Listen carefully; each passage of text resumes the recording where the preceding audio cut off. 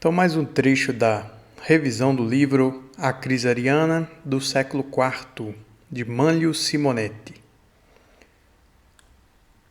Então, aqui, no último vídeo, a gente parou da morte do imperador Constantino.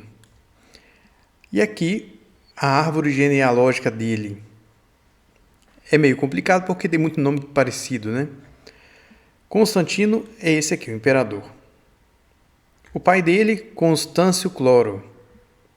A mãe dele, Helena, Santa Helena. Ele teve um primeiro casamento com Minervina, do qual nasceu Crispus. Esse Crispo aqui foi aquele que ele mandou matar. A gente não sabe se por adultério ou por conspiração. Aqui a esposa, Fausta, essa também ele mandou matar. Então ele teve outros filhos. Constantino II, Constâncio, Constante, Constância e Helena. Então, vários nomes aí parecidos. Esses são os filhos dele. Dessa Helena é que vai nascer Juliano, que depois vai ser imperador lá em 360, chamado de Juliano Apóstata. Mas o importante nessa fase aqui são esses três. Esses dois e esse aqui, esses três. Logo que Constantino morreu, um primo de Constâncio, Constante e Constantino II, que são os três irmãos, né? Dominava essa área aqui. Então os três irmãos conspiraram para matar esse cara chamado Dácius e outros membros da família, para não ter que dividir o poder com mais ninguém. Então saíram assim, lá, o filme do Poderoso Chefão, quem já viu sabe como é. Saíram matando geral. Tanto que um dos poucos que sobrou foi Juliano, que era criança, então esse Juliano vai virar imperador Juliano em 360. Então mataram diversos parentes lá. Aí dividiram o império entre Constâncio, que tinha 20 anos, ficou com essa parte aqui, que tem Constantinopla, Antioquia e Alexandria. Então, o Oriente. Constantino II ficou com o extremo ocidente, a Gália, a Espanha e a Britânia. E Constante tinha só 14 anos. Ele ficou com a parte da Itália, a província da África, norte da África e a Grécia.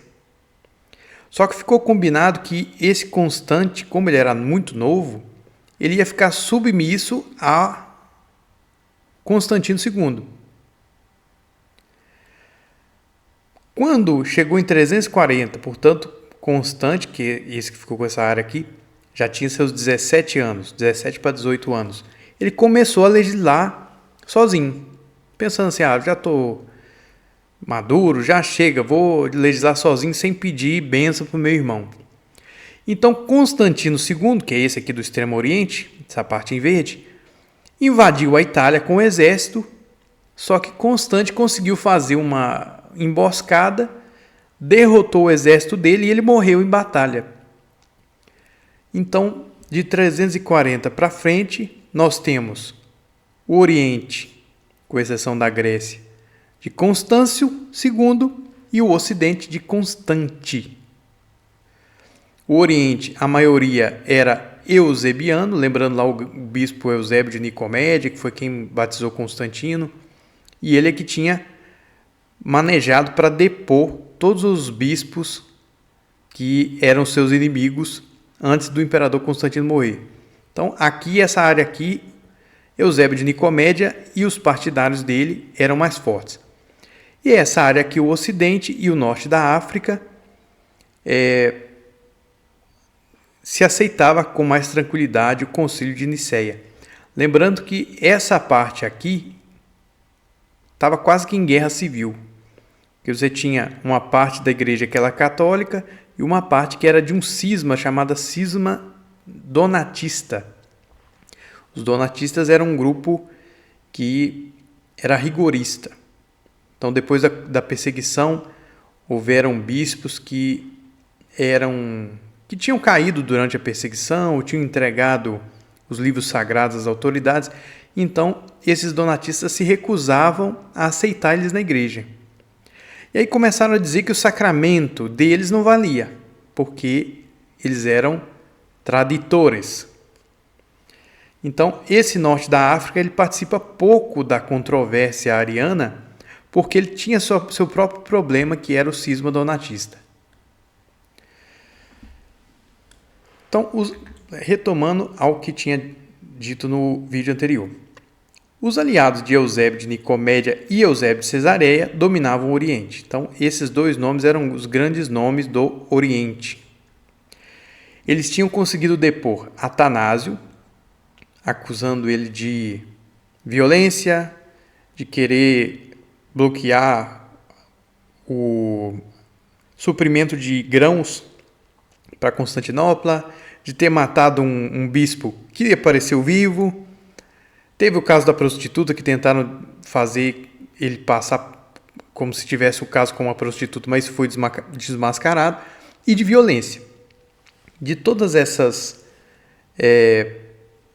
acusações, a única que tem algum fundamento é de violência, que realmente pode ter acontecido, que Santo Atanásio, lidando com os cismáticos melecianos, tenha recorrido sim à violência. Tipo assim, os melecianos ocupavam a basílica.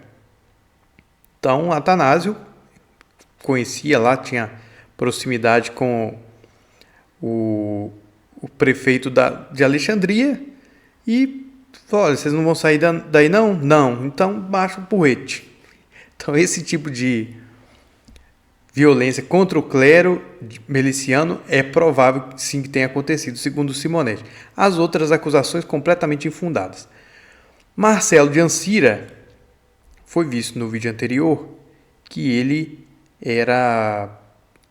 tinha uma teologia extremamente monarquiana, a ponto de dizer que o filho era uma mera potência do pai, não sendo um outro ser subsistente, uma outra realidade subsistente, mas como parte do pai, por assim dizer. Então ele foi acusado pelos orientais de ser sabeliano. Tinha aquela heresia que dizia que não tem diferença entre Pai, Filho e Espírito Santo, mas que foi o Pai que morreu na cruz. Então acusaram ele disso aí e ele foi deposto por heresia. Eustácio de Antioquia foi deposto, acusado seja de heresia, também sabeliana, porque ele era um monarquiano, seja de imoralidade sexual. Também arrumaram a prostituta que chegou lá com o menino, falou que o menino era dele. E aí, até que provasse que focinho de porco não é tomada, estava deposto. Então, os três grandes nomes. Santo Atanásio não foi um grande nome do concílio, mas foi o bispo dele, Alexandre, né? Depois Alexandre morreu, Santo Atanásio assumiu. Mas esses três grandes nomes anti-arianos foram depostos por Eusébio de Nicomédia e Eusébio de Cesareia. Então, 337 morre Constantino. Constâncio, que é o filho de Constantino que ficou com a parte oriental, resolveu deixar voltar, anular o exílio de Atanásio e dos demais. No caso de Atanásio foi fácil, porque Atanásio chegou em Alexandria e ninguém tinha elegido outro bispo lá, estava vacante. Então ele chegou, tomou posse da sua diocese, tranquilo. Os demais foi uma confusão, porque chegava o bispo na diocese, já tinha outro bispo lá. Então os partidários do bispo que estava chegando se confrontavam com os partidários do bispo que já estava lá e virava confusão. Houve um problema, acho que em Constantinopla, em que confusão por causa do retorno dos bispos do exílio. O imperador Constâncio mandou um general lá a cavalo com as tropas para poder acalmar a situação. O general, achando, pensou assim: eu sou general, ninguém vai pôr a mão em mim. Entrou no meio da confusão, lincharam o general. Colocaram fogo na igreja. Então foi assim, caos, confusão. Então, houve sim muita confusão com o retorno dos bispos exilados. Esse Paulo, bispo de Constantinopla, ele é deposto depois da violência, né, que aconteceu com o retorno desses bispos, e Eusébio de Nicomédia se torna bispo de Constantinopla. Então, ele que era bispo da capital, agora é bispo da nova capital. E isso era proibido pelo Concílio de Nicéia. O bispo não podia mudar de sede. Sendo assim, quando Santo Atanásio chegou finalmente a Alexandria, ele demorou 6 meses para retornar, porque ele veio, parava numa diocese, tentava ganhar aquele bispo ali para a causa dele, parava em outra, tentava ganhar aquele outro bispo, parava em outro. Era um político nato. Então ele saiu tentando ganhar adeptos para o seu lado. Ele chega então em Alexandria e em 338 ele arruma um concílio com os bispos locais, condena Eusébio de Nicomédia, porque tinha mudado de sede, né? E condena Eusébio de Cesareia, porque ele tinha sido acusado de oferecer sacrifício aos ídolos na época da perseguição. Essa acusação, segundo Simonetti, não parece ter muito fundamento, não. Mas a parte do Eusébio de Nicomédia, que ele mudou de sede, tem fundamento, sim.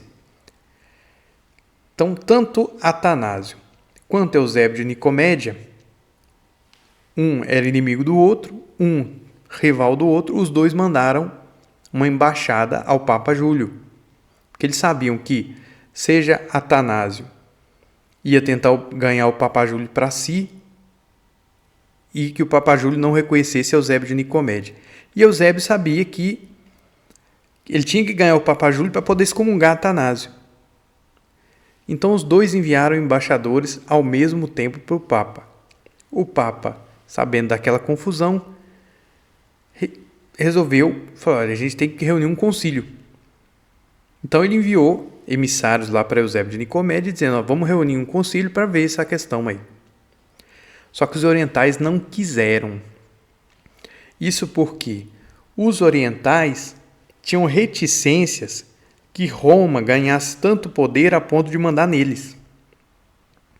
Porque Roma já tinha, na visão de todo mundo, isso era pacífico, o primado de honra. Porque lá estavam os apóstolos Pedro e Paulo. Então, o primado de honra, ok. Mas que o bispo de Roma possa interferir juridicamente, jurisdicionalmente, em outras dioceses, a ponto de anular um concílio, por exemplo, isso eles tinham receio de aceitar. Então eles pensaram assim, olha, ele quer fazer um concílio lá em 341. O que a gente ganha com isso? O máximo que vai acontecer é ele referendar o que a gente já decidiu. Mas aí a gente cria o precedente de que o Papa de Roma pode anular as decisões do Oriente. Então os orientais se recusaram, não quiseram fazer nenhum concílio com Roma. Só que eles ficaram fazendo hora para responder, responderam só em 341. Em 339, respondendo ao concílio de Atanásio, né, veja que uma série de concílios quase anuais nessa época aqui. Então, Atanásio fez um em 338, depois Eusébio de Nicomédia. Condenou, né, mais do que depor, porque ele não tinha força para depor. Ele não tinha o exército para depor, né? Então ele só condenou.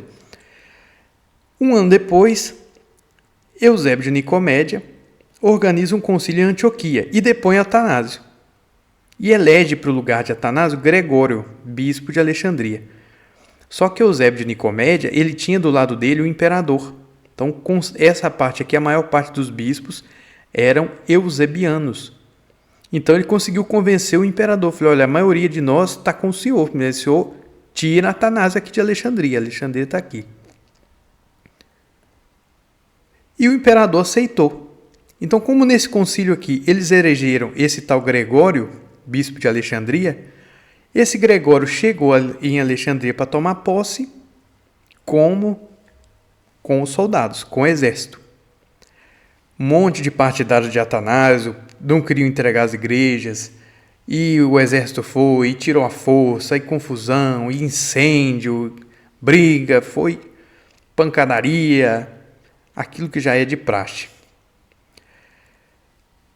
A deposição foi ilegal. Isso aqui o Simonetti explica. Primeiro, foi realizada fora da sede. Segundo, a eleição do bispo Gregório foi realizada sem a presença dos bispos da província e sem o povo. Então, claramente, por todas as leis do Concílio de Nicéia, a eleição de Gregório para Alexandria era ilegal e a deposição de Atanásio era ilegal.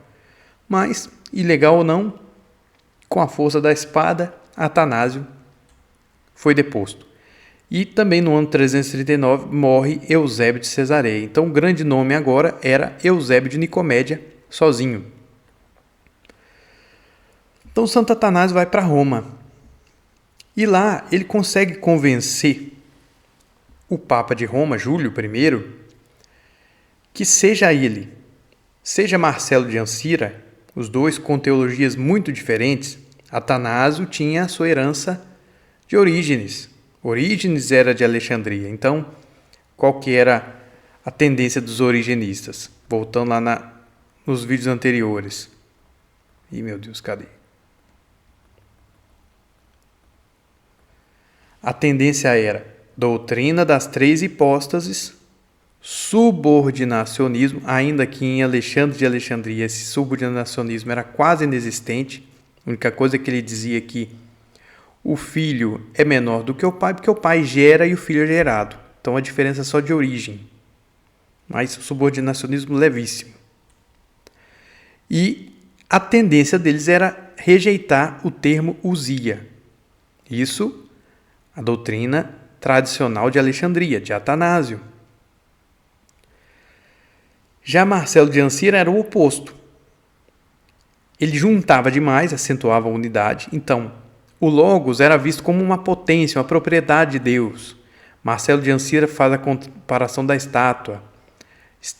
O escultor e o pensamento. Então, quando o escultor se volta para o seu pensamento, ele se volta como se fosse um outro. Mas, na verdade, seja o escultor, seja o pensamento, são uma só pessoa. Então, essa era a comparação de Marcelo para falar de Deus. Uma só hipóstase, uma usia. Então, veja, teologias completamente diversas. Então, o que Atanásio convenceu Roma e os ocidentais? Eles só depuseram, seja eu, seja Marcelo de Ancira, porque eles são arianos. Eles rejeitam o Concílio de Nicéia. Então, durante toda a controvérsia, seja Santo Atanásio, seja o Ocidente, ou seja, os romanos, os africanos, todo o pessoal dessa região aqui, vai agir como se fosse nós, católicos, que aceitamos o Concílio de Nicéia, contra os arianos ou os semi-arianos. E, de fato, muitos dos historiadores antigos vão colocar a coisa nessa base. Católicos de cá, arianos de lá. Se você concorda com Santo Atanásio, você é católico. Se você não concorda, é porque você é ariano. Só que a coisa é muito mais complexa do que isso. Porque, como eu disse no vídeo anterior, você tinha duas grandes correntes. A corrente monarquiana e a corrente origenista. Só que nenhuma das duas era exatamente a fé que nós temos hoje. Então, cada uma deu uma contribuição, por assim dizer. Uma contribuição no que diz respeito à unidade, a outra contribuição no que diz respeito à distinção entre as pessoas divinas, Pai, Filho e Espírito Santo. Então, em 341, Roma queria fazer um concílio, os orientais não quiseram. Então, eles pensaram, bom, então a gente reúne e faz o concílio a gente mesmo. Então, o Papa Júlio reuniu 50 bispos, todos do Ocidente. Eles reabilitaram Atanásio. Lembra, Atanásio tinha sido deposto em 339, em Antioquia. Então, o Papa e os bispos do Ocidente dizem, não, Atanásio está reabilitado.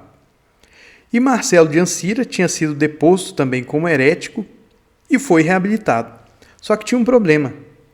Pelo Concílio de Nicéia, não tinha nada que previa que um concílio regional como aquele que depois Atanásio e Marcelo de Ancira pudesse ser anulado. Então não é que o Ocidente podia anular o que o Oriente fez. Por que que o bispo de Roma considerava que poderia anular o Concílio Oriental? Primeiro elemento. Havia precedentes nos séculos anteriores em que o bispo de Roma tinha sido consultado para decidir sobre questões fora da sua diocese, que ele era a referência. Então você tem, por exemplo, no século II, o Papa Vítor, ele chama os orientais para poder definir a Páscoa. No século III, o Papa, se não me engano, Estevão, é chamado para intervir na questão dos lapsi, ou seja, daqueles que durante a perseguição caíram. Eles deviam ser aceitos de volta ou não? Então o Papa foi consultado pelos bispos da África, São Cipriano. Dionísio de Alexandria, os fiéis lá da diocese dele, isso no ano 260, enviaram uma carta para Dionísio de Roma, acusando ele, falando: ele está pregando heresia. Então, esse Dionísio de Alexandria foi se explicar ao Papa de Roma. Então, já tinha precedentes do Papa como uma espécie de última instância, que você podia recorrer para resolver uma questão. O problema é que, como eu disse, não havia nenhuma legislação que previsse esse expediente. Era um costume que aconteceu algumas vezes, mas, por exemplo, não tinha um decreto do imperador, não tinha um decreto do Concílio de Nicéia, não tinha uma legislação nesse sentido. Quando Constantino era vivo, se acontecia um concílio, o concílio ia depunha alguém, ou condenava alguém, ou, enfim, depunha um bispo, a pessoa ou aquele grupo recorria ao imperador e não ao Papa. Todos aqueles deposições que aconteceram no Oriente, ninguém recorreu ao Papa. Porque tinha o imperador era imperador de tudo, só que agora o império estava dividido. Lembrando que Constante dominou essa parte aqui também, então tinha Constante desse lado, Constâncio no Oriente. Então, nesse caso, seja Atanásio, seja Marcelo, recorreram ao bispo de Roma. Mas também já tinha o precedente anterior que Constantino tinha dado ao Papa o poder de decidir sobre o cisma donatista.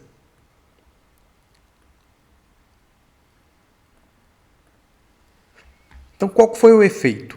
Ou seja, de Roma, sozinha, com os bispos do Ocidente, cancelar um concílio do Oriente. O que isso causou nos orientais? Primeira coisa, fortificou uma posição anti-Atanásio. Seja porque lá no Oriente, você tem aqui Constantinopla, você tem Antioquia, você tem Jerusalém, Cesareia, fica aqui. São cidades grandes. Mas a maior cidade do Oriente era Alexandria. Então o bispo de Alexandria já tinha uma influência muito grande por ter uma cidade enorme, uma diocese enorme, com uma grande tradição.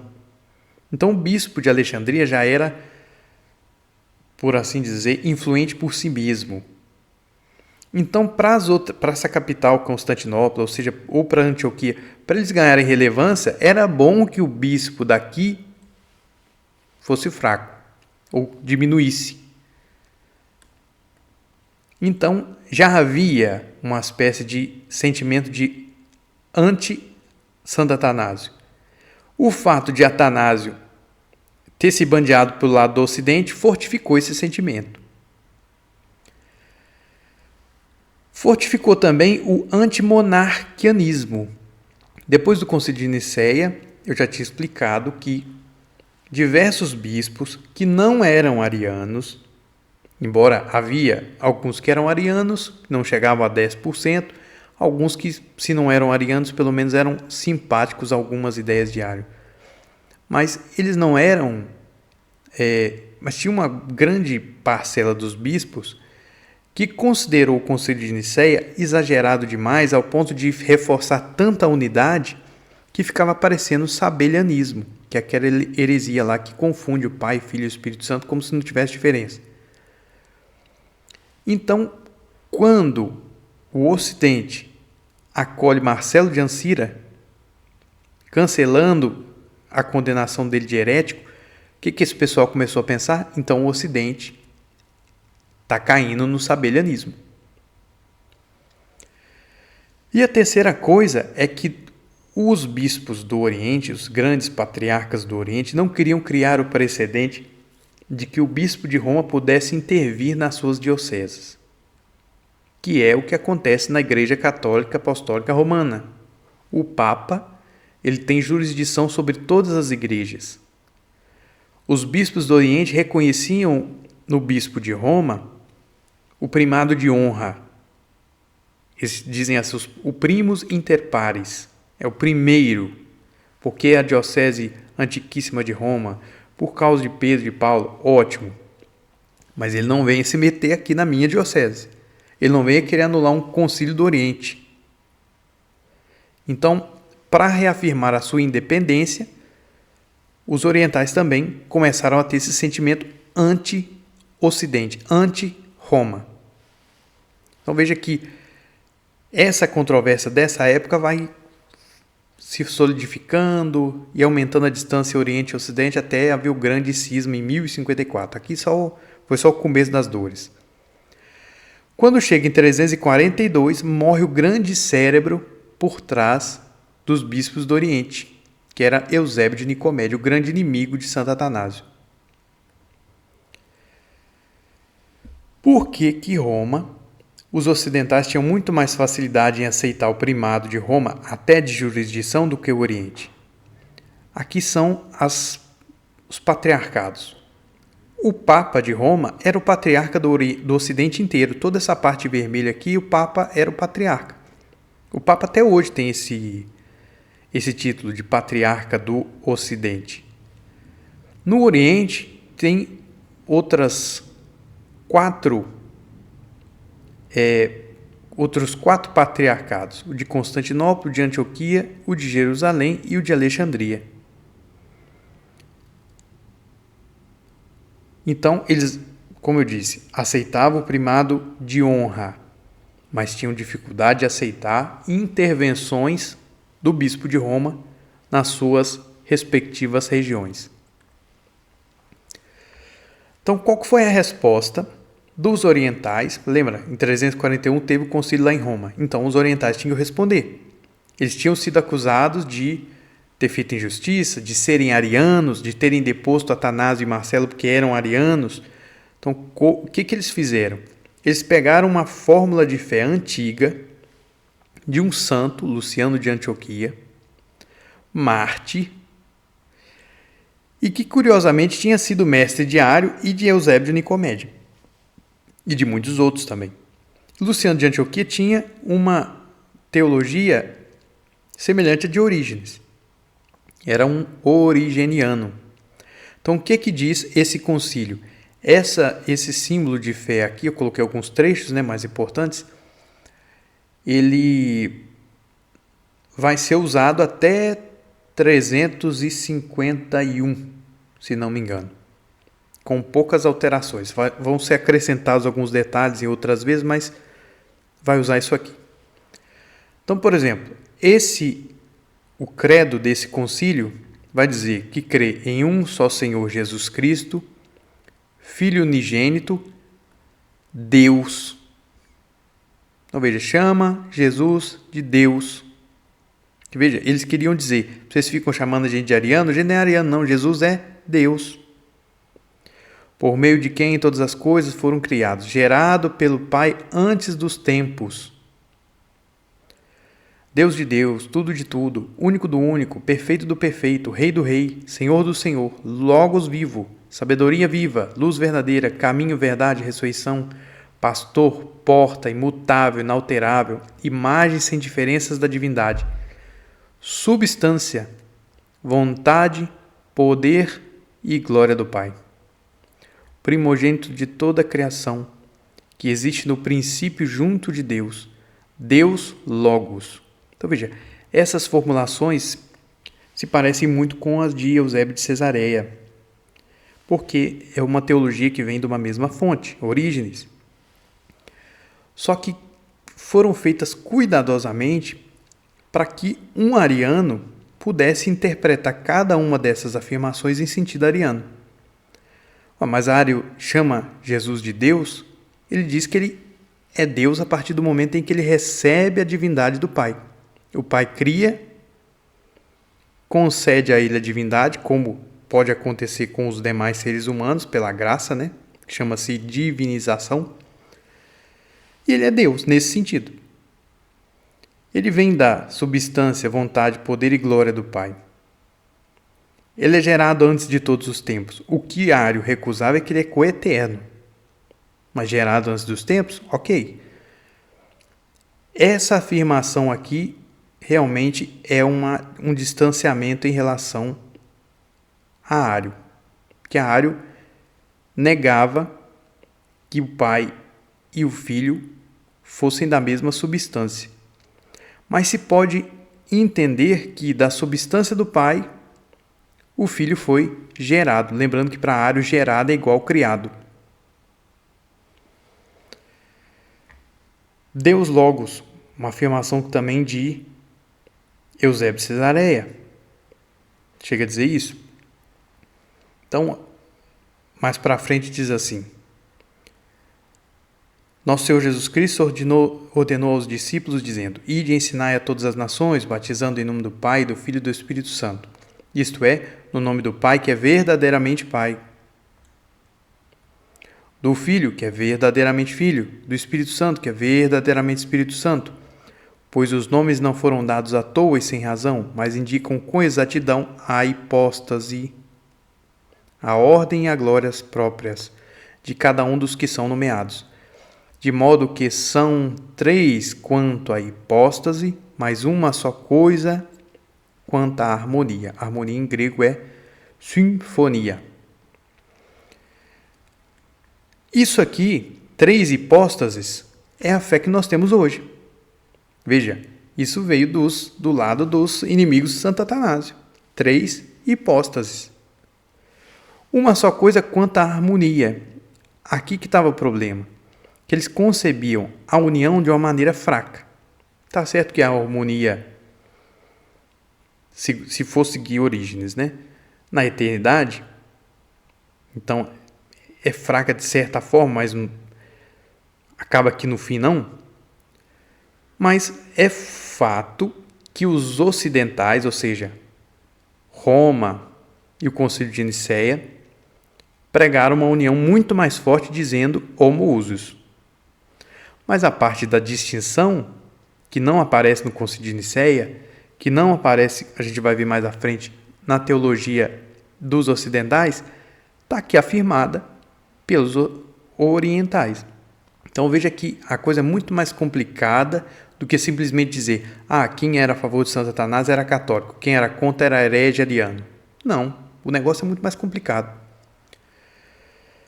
Se alguém ensinar contra a sã e reta fé das Escrituras, dizendo que houve um tempo ou um momento antes do Filho ser gerado,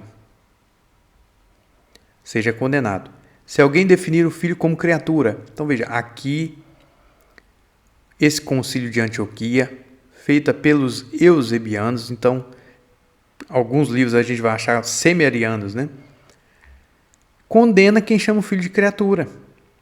Então se afasta claramente das posições arianas mais extremas. Só que torna a coisa um pouco genérica, de forma que aqueles arianos que não são tão extremos possam aceitar, porque diz assim, que é herege quem define o Filho como criatura como uma das criaturas. Um ariano poderia pensar assim: eu defino o Filho criatura, mas não como as outras criaturas. Porque o Filho foi criado direto pelo Pai. As outras criaturas foram criadas pelo Pai através do Filho. Então veja, é um símbolo sutil de maneira a recusar a acusação de arianos, mas deixando sempre uma portinha aberta, uma ambiguidade. É um símbolo genérico para tentar unir o maior número possível de bispos do Oriente para se opor aos ocidentais. A fórmula se aproxima ao máximo o filho do pai, o que Ário tinha feito o contrário, né? Ário afastou tanto o filho do pai a ponto do filho virar criatura. Rejeita as fórmulas do arianismo mais extremado, mas é genérica o suficiente para acomodar todos os de teologia origenista, dos filo-arianos até os que tinham a teologia semelhante a Alexandre de Alexandria. Então aqui tem um resuminho. Ocidente, teologia monarquiana. Então era forte no Ocidente, ou seja, era forte nessa parte aqui. Acentua a unidade. Uma só hipóstase. É o que está no Concílio de Nicéia. Quem disser que há mais do que uma hipóstase ou ousia, está num dos anátemas, seja anátema. Então, uma só hipóstase. Uma só ousia, uma só hipóstase. Por quê? Porque no concílio, ousia foi usada como sinônimo de hipóstase. Se a gente fosse usar a nossa linguagem hoje, eles diriam uma só pessoa. Por quê? Porque o filho não era uma outra pessoa. Ele era como uma propriedade, uma potência. Se usa muito esse termo, dinamis, uma potência do pai, mas não era uma pessoa diferente. Então juntava demais. Essa era a teologia monarquiana. Dificuldade de conceber 3 pessoas subsistentes, já falei. Une demais. E Santo Atanásio ele é tão inteligente que ele vai afirmar claramente a distinção entre Pai, Filho e Espírito Santo, mas ele não usa hipóstase. Porque ele sabia que os apoiadores dele estavam todos no Ocidente. Se ele dissesse 3 hipóstases, eles não iam apoiar ele. Então ele arrumava o jeito de dizer que eram 3 seres realmente subsistentes, Pai, Filho e Espírito Santo, sem usar a palavra hipóstase. Quem é desse lado aqui? Os romanos, Ósio de Córdoba, que era lá da Espanha, os africanos. O que eles acusam os inimigos dele? De arianos. Está contra mim, é ariano. E já vimos, aqui nesse lado de cá, do Oriente, tem filoriano, tem origenista, tem um balaio de gato. Mas a turma do Ocidente xingava todo mundo lá de ariano. Nomes principais desse lado: Marcelo de Ancira, o Papa Júlio I, nessa época, né? Ósio de Córdoba. E quem protegia esse lado aqui era o imperador Constante. Oriente. Teologia dos eusebianos, que tinha desde origenistas até filorianos. Era forte no Oriente, acentua a distinção muito própria da teologia de Orígenes, afirma claramente as 3 hipóstases, que a gente traduz, graças a Santo Agostinho, né, como 3 pessoas, Pai, Filho e Espírito Santo, estão claramente distintos. Unidade de vontade, que podia ser fraca ou não, a depender se os origenistas que concebiam Pai, Filho e Espírito Santo coeternos, essa unidade podia se dizer forte, porque na eternidade não tem mudança. No caso dos filorianos, a unidade era fraca. Esse grupo daqui rejeita o homoousios. São os que ficaram muito insatisfeitos com o Concílio de Nicéia, por causa de homoousios. Seja porque dá a ideia de coisa material, seja porque dá a ideia que é uma pessoa só. Uma só hipóstase. Era o que afirmava o pessoal do Ocidente. E se o pessoal do Ocidente xinga esses aqui de arianos, esse pessoal aqui xinga os de lá de sabelianos. É aquela heresia que diz que não tem diferença entre Pai, Filho e Espírito Santo. Aqueles não juntam demais? Então eles diziam, tá vendo? Para vocês não tem diferença entre Pai, Filho e Espírito Santo. É tudo como se fosse uma pessoa só. Nomes principais: Eusébio de Nicomédia, que morreu em 342, Estevão de Antioquia, Acácio de Cesareia e Cirilo de Jerusalém. Era desse grupo. Ele foi eleito bispo de Jerusalém pelos eusebianos. Cirilo de Jerusalém, doutor da igreja. Então veja como uma coisa é muito mais complicada do que simplesmente tomar esse partido aqui e xingar todo mundo de cá como se fosse ariano. E quem apoiava esse grupo era o imperador Constâncio II. Então, os imperadores, vendo que essa divisão era perigosa, que o pessoal não chegava a um acordo, resolveram forçar um acordo. Então, o imperador Constâncio obrigou os bispos do Oriente a se reunir com os do Ocidente e eles escolheram um lugar que era longe para todo mundo. Porque os do Oriente, da maioria, estavam para cá, né? Os do Ocidente estavam para cá. Então, escolheram um lugar no meio, na atual Bulgária, uma cidade chamada Sérdica. Então, o que aconteceu? Os ocidentais, mais ou menos 100, chegaram primeiro. Quem que era o capitão deles? Ósio de Córdoba, o mesmo que possivelmente conduziu o Concílio de Nicéia. Então já era um bispo velhinho, tinha sido perseguido pela fé, era um confessor da fé, era uma pessoa assim, muito respeitada.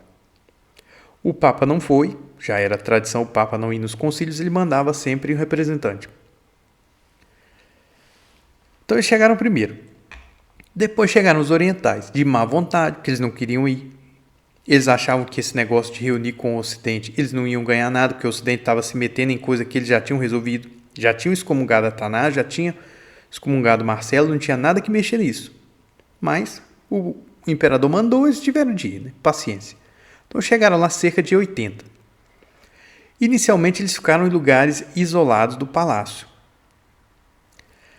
E aí na hora de reunir, os orientais falaram assim, quando eles chegaram lá e viram Marcelo de Ancira e Atanásio junto dos ocidentais, eles disseram, bom, a gente só se reúne se vocês mandarem eles embora.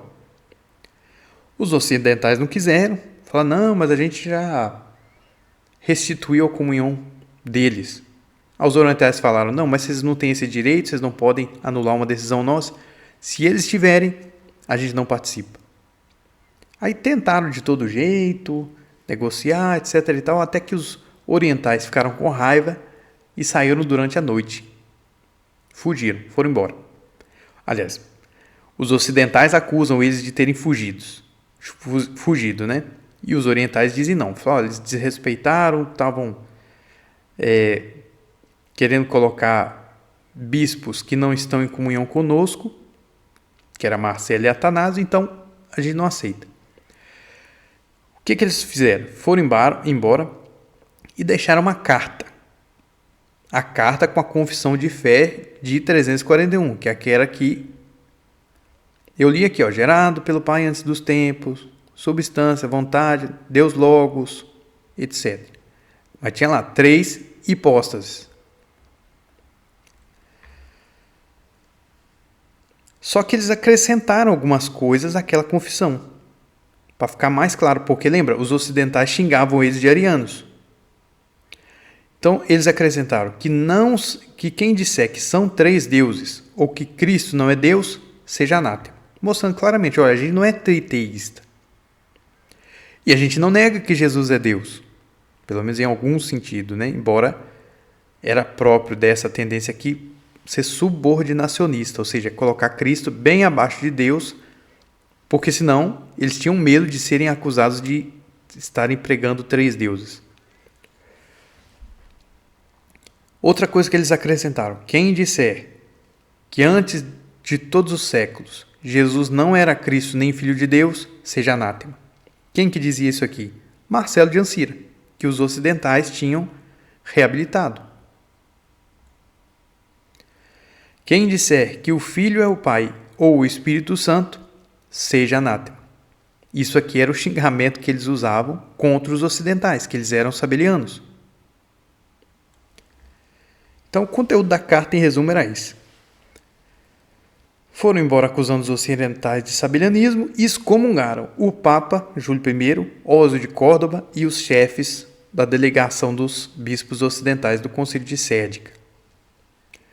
E aí os ocidentais chegou de manhã, acharam a carta, viram que os bispos tinham ido embora, falaram, e agora? A gente veio para fazer o concílio, o que a gente faz? Bom, então vamos fazer o concílio. O credo, ou seja, a profissão de fé desse concílio, Parece que Santo Atanásio não estava muito de acordo, porque depois, 20 anos depois, quando ele está escrevendo, ele diz assim, olha, o concílio de Sérdica não fez nenhuma profissão de fé, simplesmente afirmou que nós cremos tudo aquilo que foi decidido no concílio de Nicéia. Mas isso não é fato, porque se tem de diversas fontes diferentes a profissão de fé do concílio de Sérdica. Então, ao que parece, Santo Atanásio não estava muito de acordo. E quando a gente lê a profissão de fé do sínodo de Sérdica, realmente ele não devia estar muito de acordo porque teologicamente é fraca. Então, o que eles fizeram, os ocidentais que ficaram lá? Excomungaram os líderes orientais, Estevão, Acácio, Valente e Usátio.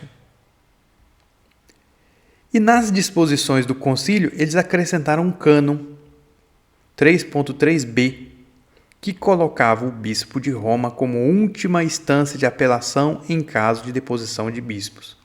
Então, por exemplo, alguém acusou o bispo de herege ou de imoral. O que fazia? Reunia um concílio regional. O concílio decidia. Ele podia apelar a quem? Ao patriarca. Então, se é, por exemplo, um bispo da região de Constantinopla, ele vai apelar ao patriarca de Constantinopla. O patriarca, então, reúne todos os bispos, decide. Na opinião dos orientais, o patriarca decidiu, acabou. Não tem onde recorrer. Mas o bispo de Roma e os bispos ocidentais colocam esse cânon aí, dizendo não, tem uma instância a mais, que é o bispo de Roma. Enquanto o bispo de Roma não decidir, não se pode nomear um bispo para a diocese vacante.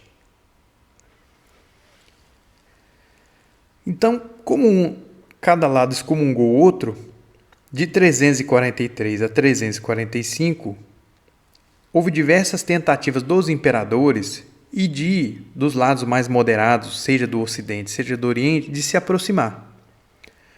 Então, o pessoal do Ocidente mandou lá um grupo lá para conversar com o imperador do Oriente, para conversar com os bispos do Oriente. E aí esse cara aqui, especialmente pilantra, vagabundo, e Estevão de Antioquia, quando os bispos do Ocidente, que estavam lá para negociar, estavam lá no palácio do imperador, o que ele fez? Ele arrumou uma prostituta, terceira vez já que nessa confusão aí ariana aparece uma prostituta. Ele arrumou uma prostituta, deu um jeito de entrar com ela lá no palácio e negociou o seguinte, olha, você vai entrar lá no quarto dos caras e vai começar a gritar. Que aí todo mundo vai chegar lá, vai ver você, vai ver eles e vai achar que eles são imorais. Aí vai estragar as negociações. O problema é que quando ele estava fazendo isso, ele foi pego e foi descoberto. O imperador Constâncio ficou com tanta raiva que ele é que foi deposto. Então Estevão de Antioquia foi deposto em 345 por essa palhaçada aí que ele queria armar para os emissários lá do Ocidente. E os orientais, por sua vez, escreveram a Ecthesis Macrótilos, que pode ser traduzida como longa exposição. Então, os orientais tentam moderar um pouco sua posição. Ao invés de usar 3 hipóstases, que era uma definição forte, já que os ocidentais não gostam de hipóstases, põe 3 prosopon. Prosopon, que é o aspecto externo, né? Era a máscara de teatro, que era mais fraco, certamente, que hipóstases, mas sem deixar de apontar que Pai, Filho e Espírito Santo são realmente distintos. Que essa era a preocupação deles, cair no sabelianismo. Então, eles tentam ali aproximar o máximo possível a teologia oriental da ocidental para tentar uma reaproximação. Qual que é o problema dessas duas aqui? O problema do Ocidente era que eles juntavam demais. Então, parecia realmente aquela heresia sabeliana. Eles tinham dificuldade em conceber como é que eu vou dizer que tem 3 pessoas realmente diferentes e isso não ser 3 deuses. Então eles tinham dificuldade. Já esse lado de cá, eles tinham dificuldade em conceber as 3 pessoas sem subordinação. E como que eles resolviam essa questão? Falaram, são 3 pessoas realmente diferentes, mas é um só Deus. Eles colocavam o Pai como sendo principal, o absoluto de todos, o Filho e o Espírito subordinados ao Pai. Essa era a maneira que eles tinham de, 3 hipóstases, mas não 3 deuses. Então veja que cada um dos lados tinha algo a contribuir com a fé da igreja e tinha algo de falta, que precisava ser elaborado melhor. Então aqui a confissão de fé de Sérdica, da parte dos ocidentais. Lembrando, os orientais foram embora. Então, que Santo Atanásio não reconhece como uma profissão de fé, porque provavelmente ele não estava de acordo, mas que realmente existiu. Nós recebemos, aprendemos e mantemos esta tradição e profissão de fé católica e apostólica, que uma só é a hipóstase. Veja, os ocidentais queriam juntar demais, que os hereges definem como usia, do Pai, do Filho e do Espírito Santo. E se perguntassem qual é a hipóstase do Filho, nós declaramos que ela é a mesma que reconhecemos como a única hipóstase do Pai. E que o Pai nunca foi, nem pode ser tal sem o Filho, nem o Filho sem o Pai, que seria o Logos sem o Espírito. Deus, por sua vez, não está sujeito a fim. Não dizemos que o Pai é o Filho, nem vice-versa, que o Filho é o Pai, mas o Pai é o Pai, e o Filho é filho do Pai. Então, foi uma maneira que eles arrumaram aqui de dizer, a gente não está misturando, a gente não está dizendo que o Pai é igualzinho ao Filho. Não, cada um é o próprio, né? Cada um é si mesmo. Professamos que o Filho é potência do Pai. Aqui que eu disse, a dificuldade do Ocidente em conceber o Filho realmente distinto. Então eles diziam o quê? Que é uma dynamis do Pai, é uma potência.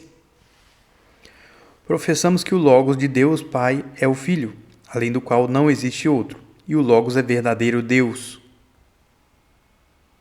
Sabedoria e poder. Afirmamos por tradição que ele é verdadeiro Filho, definimos como Filho, mas não da mesma forma que outros filhos são definidos, pois estes podem ser deuses por graça da regeneração, ou seja, do batismo, né? Então o que está falando? Que Jesus não é filho adotivo de Deus, ele é filho mesmo. Ninguém jamais negará que o Pai é maior que o Filho, não por outra hipóstase, nem por qualquer outra diferença, mas porque o próprio nome de Pai é maior que o nome de Filho. Então, assim como os origenistas diziam assim, o Pai é maior do que o Filho, porque o Pai é causa e o Filho é efeito. Um gera e o outro é gerado. Os ocidentais, como eles juntavam demais, eles diziam a diferença entre os dois é o nome de pai e de filho. E pelo nome, o nome de pai é maior que o nome de filho. Então, qualquer subordinacionismo tem mesmo no Ocidente. Entretanto, com interpretação blasfema e destrutiva, eles pretendem que o Filho tenha dito eu e o Pai somos uma só coisa, referindo-se apenas à harmonia e à concordância. Lembra que lá na profissão de fé dos orientais, eles usam 3 hipóstases, mas uma só harmonia? Os ocidentais acham isso ruim. Dizem que interpretação blasfema e destrutiva dizer que a união seja só em harmonia e concordância. Mas nós católicos, então veja, para os ocidentais eles eram os católicos e os outros os arianos. Condenamos esse conceito insensato e deplorável. Cremos e compreendemos também o Paráclito, o Espírito Santo que o próprio Senhor nos anunciou e enviou. E cremos que ele foi enviado, mas não foi ele quem padeceu, e sim um homem que assumiu. Aqui, uma antiga concepção própria de Roma. O Espírito Santo confundido com a divindade de Jesus. Veja, não foi o Espírito quem padeceu, mas o homem que assumiu. Essa ideia já aparece no Pastor de Hermas, que é por volta do ano 150. Aparece no Papa Calixto I, que é por volta do ano 220. E aparece aqui de novo. A ideia de confundir o Espírito Santo com a divindade do Filho. E que, se alguém falar isso aqui hoje, seria heresia, certo? Então veja a dificuldade que o Ocidente tinha de conceber a diferença entre Pai, Filho e Espírito Santo. Que tomou da Virgem Maria, homem capaz de sofrer. De fato, o homem é mortal, enquanto Deus é imortal. Eu coloquei uns três porque o credo é extenso. Então, como que termina esse período? Santo Atanásio, Marcelo de Ancira tinha sido reabilitado pelo Ocidente, mas tinha realmente uma tendência a juntar demais.